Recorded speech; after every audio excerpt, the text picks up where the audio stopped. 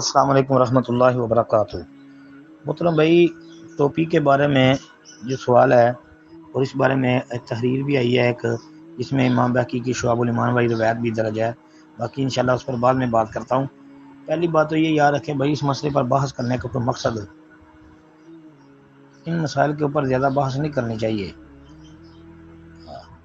اس لیے ٹوپی پہن سکتے ہیں، ٹوپی پہننے میں کوئی حرج نہیں ہے، لیکن یہ یاد رکھیں افضل جو ہے وہ امامہ ہے جی، افضل وہ ہے، لیکن ٹوپی بھی جائز ہے۔ اس میں کسی ایک طرف جو ہے جھکاؤ نہیں رکھنا چاہیے اور شدت اختیار نہیں کرنی چاہیے۔ اس پر بحث و مباحثہ جو ہے اس کی ضرورت نہیں ہے۔ السلام علیکم ورحمۃ اللہ۔ السلام علیکم ورحمۃ اللہ۔ یہ ٹوپی کا پہننا جناب نبی کریم علیہ الصلوۃ والسلام صحابہ رضوان اللہ علیہم اجمعین سے صحیح سند کے ساتھ ثابت ہے۔ یہ بھائی اتنی لمبی چوڑی تحریر جو بھائی لکھ دیتے ہیں نا، ان کو ذرا غور و فکر کرنا چاہیے کہ جب تحریریں اتنی لمبی لکھتے ہیں تو بھائی حدیثوں کی تحقیق بھی کر لیا کریں، اور پھر اس میں انصاف سے کام لینا چاہیے۔ اب یہ آپ نے جو پہلی روایت لکھی ہے، اب جو دلائل آپ کہہ رہے ہیں جی، دلائل میں سے جو پہلی روایت اس میں امام بہقی رحمۃ اللہ علیہ کی شعب الایمان سے عبداللہ بن عمر رضی اللہ عنہ آپ نے نقل کی ہے، تو پھر اگر انصاف سے کام لیتے جہاں سے آپ نے یہ حدیث لکھی ہے، اگر تو اصل کتاب سے لکھی ہے، یقیناً اصل کتاب سے لکھی ہوگی، تو پھر آپ کو چاہیے تھا نا کہ کم از کم امام بہقی رحمۃ اللہ علیہ کا کلام بھی درج کر دیتے جو بعد میں انہوں نے اس روایت کے اوپر کیا ہے۔ زور تو بڑا لگایا تحریر میں، لیکن جو امام بہقی رحمۃ اللہ علیہ کا کلام تھا اس کو آپ ہضم ہی کر گئے ہو۔ امام بہقی رحمۃ اللہ علیہ نے اس کے اوپر جو کلام درج کیا ہے وہ بھی سن لیں۔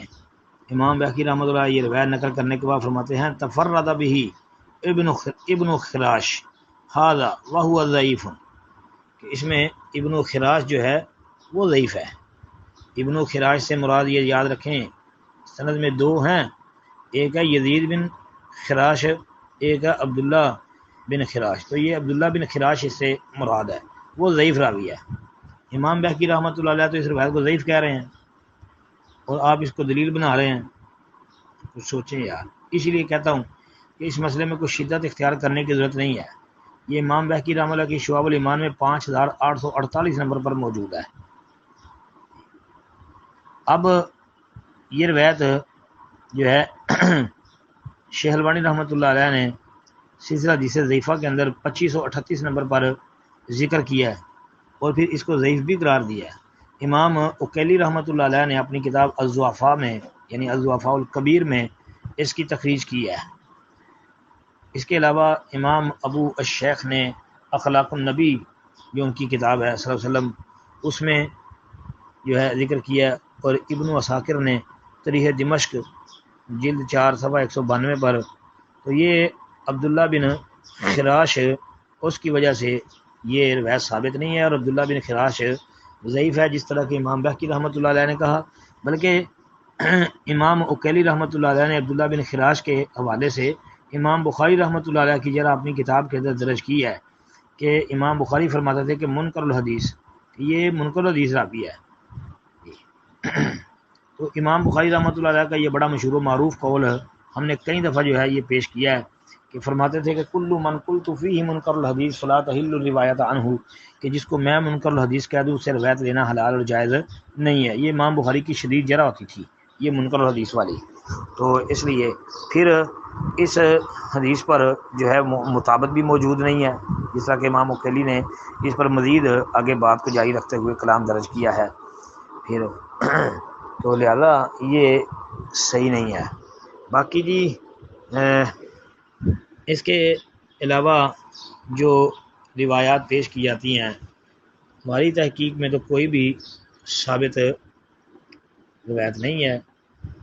اس بارے میں جو حضرت امی عائشہ صدیقہ رضی اللہ تعالی عنہ سے مروی ایک روایت ہے جو مرفوعاً ابن عساکر کی تاریخ دمشق جلد 4 صفحہ 193 پر ہی موجود ہے، اس میں عاصم بن سلیمان راوی ہے جو کہ ضعیف متروک کذاب تھا، جس طرح کہ امام ذہبی رحمۃ اللہ علیہ نے اس کو کذاب وغیرہ لکھا ہے۔ پھر اسی طرح اس کے علاوہ بھی ایک روایت جو ہے وہ بیان کی جاتی ہے عبداللہ بن بصر کے حوالے سے ابو الشیخ کی اخلاق النبی صلی اللہ علیہ وسلم کتاب میں، اس کی سند بھی ضعیف ہے، بقیہ مدلس ہے، جس طرح کہ شیخ البانی نے بھی اس پہ تبصرہ فرمایا ہے۔ پھر اس حوالے سے جی صحیح اور راجح بات یہی ہے کہ جو روایتیں بیان کی گئی ہیں وہ صحیح ثابت نہیں ہے۔ میں سمجھتا ہوں کہ شیخ البانی رحمۃ اللہ علیہ نے جو اس کے اوپر خوبصورت تبصرہ فرمایا نا، اسی کو آپ سامنے رکھیں تو انشاءاللہ بڑا فائدہ ہوگا۔